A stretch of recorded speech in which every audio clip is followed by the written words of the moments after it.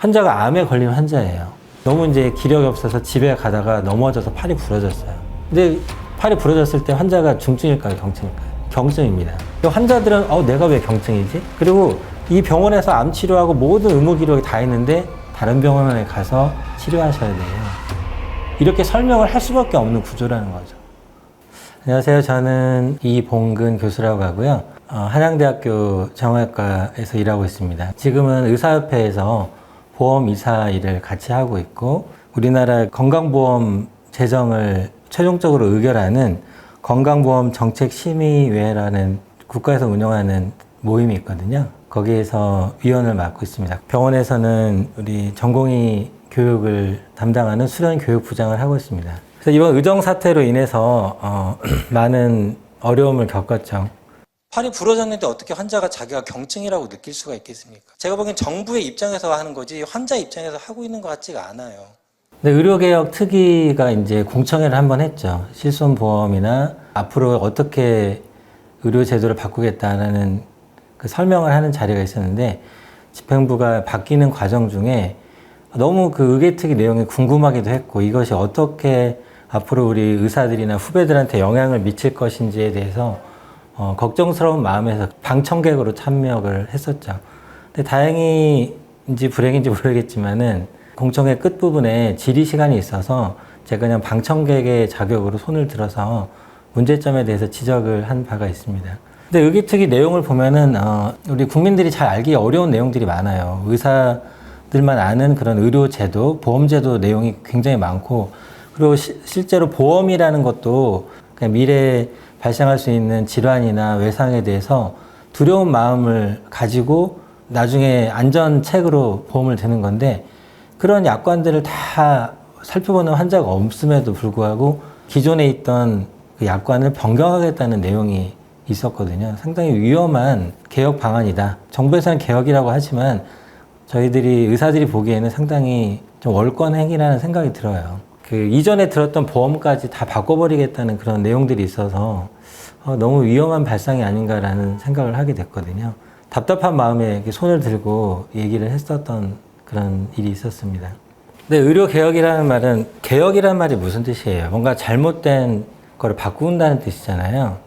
근데 정부가 보기에는 의료 지금 시스템이 문제가 있다고 생각을 할 수는 있을 것 같아요. 의료 비용이 너무 빨리 증가하고 있거든요. 그래서 이거 의료 비용이 너무 부담되는데 그런 판단을 한 거라고 생각합니다. 그래서 의료개혁이라는 말은 환자들을 위한다는 개념은 아닙니다. 절대로. 실제로는 의료 비용을 줄여보겠다는 뜻입니다.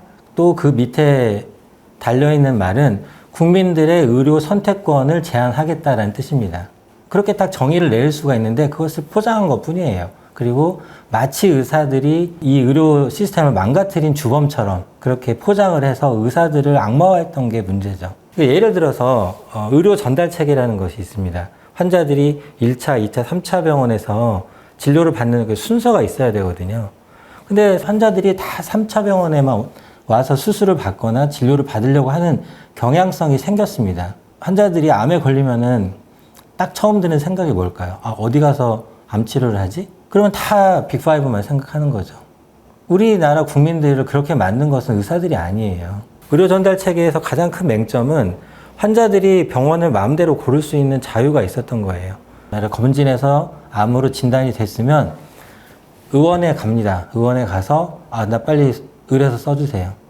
근데 안 써줄 의원이 없어요. 환자들이 온갖 말을 다 하거든요. 써달라 간청도 하고 화도 내고. 그러면 그 환자들을 상대할 시간도 없고 설득할 시간도 없기 때문에 원장님들은 다 써줄 수밖에 없거든요.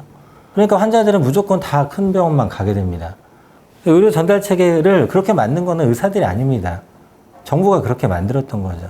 저는 상급 종합병원에 있는 정형외과 의사인데, 제가 외래를 보면서 굉장히 답답했던 것 중에 하나가 팔이 아프다고 환자가 초진을 왔어요. 어떻게 이렇게 빨리 예약을 했는지 모르겠는데 아픈 지 얼마나 되셨어요? 그럼 한 2, 3주 됐대요. 근데 2, 3주 아팠던 분이 상급 종합병원에 와서 진료를 받으면 안 되는 거거든요.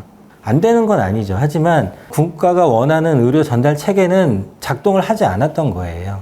그런 자유를 누리던 환자들 때문에 다 상급 종합병원으로 환자들이 몰려왔었던 그런 상황인데, 갑자기 의료 전달 체계가 붕괴됐다고 2020년에 그 당시 김윤 교수가 의료 전달 체계가 문제가 있다라고 하면서 언론에 이야기를 한 적이 있습니다. 그러면서 만든 것이 중증도 분류예요. 질환이나 외상 같은 거를 중증, 경증으로 나눈 거죠.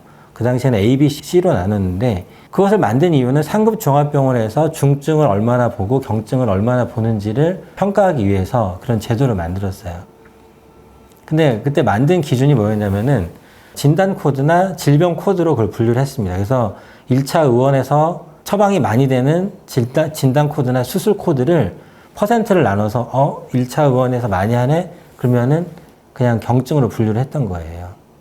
그리고 상급 종합병원에서 많이 하는 것은 중증으로 분류했던 겁니다. 그래서 개념상으로는 마치 맞아 보이지만 팔이나 다리가 부러진 환자들은 1차, 2차 의원의 정형외과 의사들이 훨씬 많기 때문에 다 경증으로 분류될 수밖에 없거든요.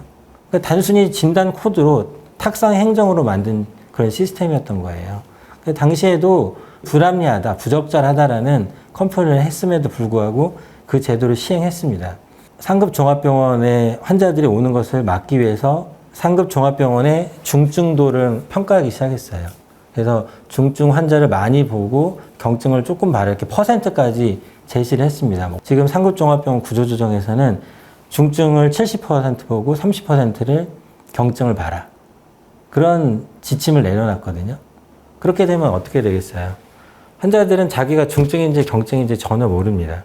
근데 내가 상급 종합병원에 예약을 해서 겨우 왔는데 환자분은 경증이에요. 그래서 이제 2차 병원이나 1차 병원에 가서 치료를 하셔야 됩니다. 이렇게 안내를 정부에서 하지 않습니다. 저희가 다 해야지. 근데 환자는 황당한 거죠. 나는 너무 아파서 안 나와서 왔는데 정부가 경증이라고 정의를 내린 거예요. 근데 환자들이 동의하지 않거든요. 근데 그런 제도를 시행하려면 국민들한테 개몽을 하고 홍보를 해야 될 거 아니에요. 그렇게 하지 않습니다. 단지 상급 종합병원에 부담을 주는 거죠. 너 경증, 중증 이렇게 퍼센트 안 맞추면 지원금을 안 줄 거야. 그런 메시지를 줍니다. 지원금을 안 주면 병원을 운영하기가 어려운 상황으로 만들어버리거든요. 정부가 원하는 그런 시스템을 만들기 위해서 국민들한테는 알리지 않아요, 정보를. 그리고 병원에 부담을 줍니다. 그게 현재 우리나라 보건복지부가 하고 있는 행태예요. 평가라는 그런 항목을 만들어서 조정하는 거죠. 현장에서 일하는 우리 의사들은 굉장히 괴로울 수밖에 없어요. 그것을 설명할 시간도 부족한데 복잡한 제도를 환자들한테 알리지도 않고 바로 실행할 수가 있어요. 굉장히 조급한 행동이죠. 김인 의원이 교수일 때 작업을 한 거고 그 당시에 피드백을 학회로 하긴 했습니다. 근데 문제점을 엄청나게 지적을 했어요. 저희 학회에서도 문제점이 많다. 근데도 밀어붙이고 그냥 실행하고 있거든요.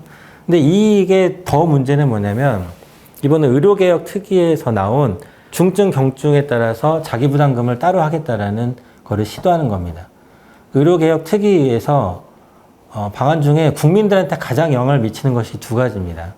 첫 번째는 실손보험 5세대로 강제로 가입시키거나 1세대, 2세대 보험을 전환시키겠다는 거죠.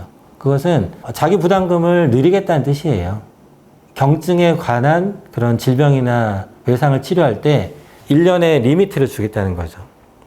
환자가 보험회사로부터 커버받을 수 있는 금액이 정해져 버립니다. 그건 보험이 아니죠. 그게 보험이라고 할 수가 없어요. 경증은 1년에 맥시멈 1,000만 원, 그 다음에 자기부담금 50%라는 안이 명시되어 있습니다. 근데 보험이라는 거는 나중에 생길 큰 질병이나 외상을 대비하는 거기 때문에 보장성을 많이 유지해 놔야 돼요. 자기가 져야 할 부담을 줄여줘야 되거든요. 근데 50%의 자기 부담은 상당히 높은 거고 보험의 개념이 아니에요. 그거는 보험이라고 할 수가 없습니다.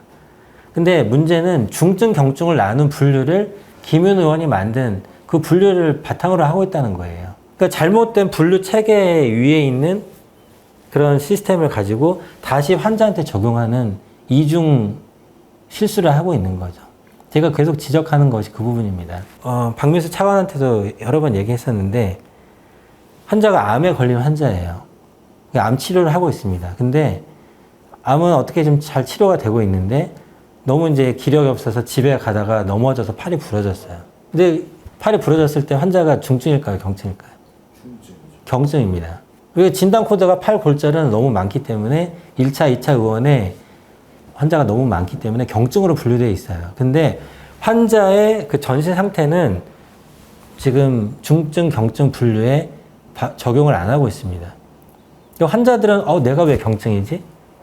그리고 이 병원에서 암 치료하고 모든 의무 기록이 다 있는데 정부의 정책에 따르면은 이 팔 부러진 건 경증이니까 다른 병원에 가서 치료하셔야 돼요. 이렇게 설명을 할 수밖에 없는 구조라는 거죠. 환자는 자기가 중증인지 경증인지 구별할 능력이 없어요. 그리고 환자들이 자기는 분명히 중증이라고 여기는데 정부는 경증이라고 얘기하는 거거든요. 그리고 자기 부담금을 50% 내라는 얘기예요. 잘못된 분류 체계에서 다른 제도를 또 덧붙여 시행하는 오류를 범하고 있다는 거죠. 부작용이거든요. 부작용이 있을 걸 예상하면은 중증 분류를 좀 더 체계화하고 그 다음에 다시 다른 제도를 시행해야 되는데 이 부분을 지속적으로 이의 제기를 했습니다. 그래서 최근에 적합 질환자군을 다시 분류하겠다. 너무 이 문제가 심각하게 이의 제기를 하니까 이제서야 다시 분류를 해보겠다 하는 거죠. 그러니까 저는 우리 공무원분들도 참 힘들겠다는 생각이 들어요. 이렇게 하고 싶진 않을 텐데 위에서 시켜서 일을 하다 보니까 얼마나 힘들겠어요. 문제가 생기면 또 그거를 메꾸려면 또 연구해야 되고 또 논의해야 되고 회의를 거치고 또 의견 수렴해야 되고 저는 앞으로도 이런 일이 계속 발생할 거라고 생각을 합니다. 현재 의료 시스템을 바꾸고 있는 리더들 있잖아요. 그분들은 의사가 아무도 없죠. 서울대 경제학과 출신의 전형적인 관료들이 하고 있죠. 게다가 보건복지부의 이런 정책을 뒷받침하는 또 제3의 세력들 있잖아요. 교수진이라든지. 그분들을 면면히 보면은, 제3자가 아닙니다. 예를 들어서 이번에 되게 재밌는 상황인데, 노현웅 의계특위 위원장님 아시죠? 그분이 한국제약바이오협회 회장님이긴 해요. 마치 의료계랑 연관이 있는 제3의 인물 같죠. 하여튼 그분의 과거를 보면은 보건복지부 공무원이었습니다. 결국 보건복지부랑 코드가 맞는 분이 의기특위 위원장인 거예요. 그냥 보건복지부의 사람인 거죠. 그 다음에 또 예를 들면 정영선 연세대 교수님 계세요. 말씀도 너무 잘하시고 의료 시스템에 관심이 많으신 분이죠. 하지만 그분도 18년간 보건복지부 공무원이었어요. 그분들이 전문가 패널로 들어와서 정부의 입맛에 맞는 정책들을 계속 주장하는 거죠. 마치 국민들이 보기에는 제3의 전문가 단체에서도 우리 의료개혁을 지지하는구나. 이런 메시지를 주는 거예요. 이거는 잘못된 거죠. 입맛에 맞는 사람들로 포진해놓고 그것을 진행하는 거죠. 의계특위에 보면 정말 필드에 있는 의사들의 의견을 제대로 전달할 분이 몇 분 안 계십니다. 있기는 있죠. 그래서 앞으로 의료 시스템에 관련된 정책들이 나올 때는 이런 일들이 계속 반복될 것이다라는 생각을 합니다. 정말 염려되는 점이긴 해요. 비급여의 과도한 팽창은 국민들의 의료비 부담을 가중하고 필수의료 기피와 과도한 개원과 쏠림을 유발하였습니다. 이게 닭이 먼저나 달걀이 먼저나의 문제예요. 그 자리에서도 지적했던 부분인데요. 건강보험으로만 환자를 봤을 때 수익을 낼 수 있는 구조를 만들어줬어야죠, 사실은. 도수치료 얘기도 계속 나오는데 도수치료가 비급여로서 가격이 높긴 해요. 환자들이 부담이 될 만한 가격이긴 합니다. 근데 도수치료에 상응하는 물리치료가 수익이 나느냐? 안 나거든요. 1,000원, 2,000원 받아서 어떻게 수익이 나겠어요. 결국 정부가 병원들이나 의사들한테 그 수익이 안 나는지 그러면 비급여를 좀 해도 돼. 그런 메시지를 수십 년간 계속 줬던 겁니다. 근데 게다가 거기에 실비보험이 갑자기 나타나면서 실비보험은 환자 자기부담이 1세대는 거의 없거든요. 환자들도 너무 좋아하는 거죠. 너무 좋으니까 장벽이 없어진 거예요. 그것을 할 수 있는 장벽이 없어지다 보니까 의료 공급자나 환자나 둘 다 편안하게 이용했던 거죠. 흐르는 물에 물꼬를 터졌는데 그것이 어떻게 물이 쭉쭉쭉 내려가지. 그렇게 물길을 튼 거는 정부가 한 거예요. 시스템을 잘못 만든 거죠. 실비보험이 의료 이용을 느리는 거는 맞긴 합니다. 부작용 얘기를 계속 하는데 부작용이 있으면은 부작용을 막기 위해서 노력을 해야지 물길을 차단해 버려야 돼. 그게 정부가 하는 의료 개혁이거든요. 정부가 5% 돈을 내줄게. 95%는 환자가 내야 돼. 근데 실비는 안 돼. 그게 관리급여입니다. 그 환자가 돈을 다 내야 돼요. 굉장히 극단적인 처방이죠. 도수치료가 과잉인 부분도 있지만 꼭 필요한 환자들이 있습니다. 그런 환자들도 자기 부담금이 늘고 게다가 이제 실비도 아예 안 된다. 너무 손쉽게 이 일을 해결하려고 하는 선무당 같은 정책이다라는 생각이 드는 거거든요. 의원들에 계시는 분들도 어떻게 보면 개인 사업자거든요. 정부에서 개업할 때 돈을 하나도 보태주는 거 없잖아요. 대출도 제한하고 있는 마당에. 그런데 그분들이 적자를 볼 수는 없잖아요. 정부는 개인 사업자라고 취급하면서 가격은 통제하는 그런 구조를 만들고 싶은 거죠. 물론 의사 중에도 좀 과잉진료하는 분들이 있는 것 같긴 해요. 그러면 그렇게 하는 부분을 어떻게 통제할 것인가, 잘못된 부분을 어떻게 제한할 것인가를 고민하는 게 아니라 그냥 전체적으로 다 말살시켜 버리겠다. 그게 지금 의료개혁의 모양새거든요. 수많은 논의와 시행착오를 거쳐서 시스템을 만들어가는 거거든요. 근데 이번 사태는 그런 노력을 하지 않고 한 번에 뒤집어 보겠다. 그런 의도가 숨어 있다고 생각을 하고요. 저는 분명히 문제가 많이 생길 거라고 생각해요. 지금 국민들이 상급종합병원에 잘 못 가잖아요. 그런데 정부는 어떻게 포장을 했냐면 드디어 의료 전달 체계가 좋아지고 있다. 그렇게 얘기를 합니다. 그건 의료 전달 체계가 좋아진 게 아니죠. 환자의 병원 선택권을 제한할 수밖에 없는 그런 상황이 된 거지. 만약에 다시 이것이 해결이 되고 환자들이 1차 의료소만 가지고도 상급정보에 갈 수 있는 구조가 되면 다시 원상복귀할 거예요. 우리 정영선 교수께서 학생들한테 댓글 알바 시켰다는 뉴스 봤거든요. 만약 그런 댓글 문제로 우리 의대생들이 했던 거 잡아가는 요즘의 사태를 보면은 너무 형평성이 안 맞지 않아요? 우리 의대생들이 뭔가 불만인 표시를 댓글했으면 굉장히 폭압적이고 그렇다고 조사하겠다고 경찰이 발표하고 그래요. 이번에 정부가 우리 의사들한테 주는 좌절감과 모욕감은 너무 깊다고 생각합니다. 이것을 어떻게 치료해야 될지 모르겠어요.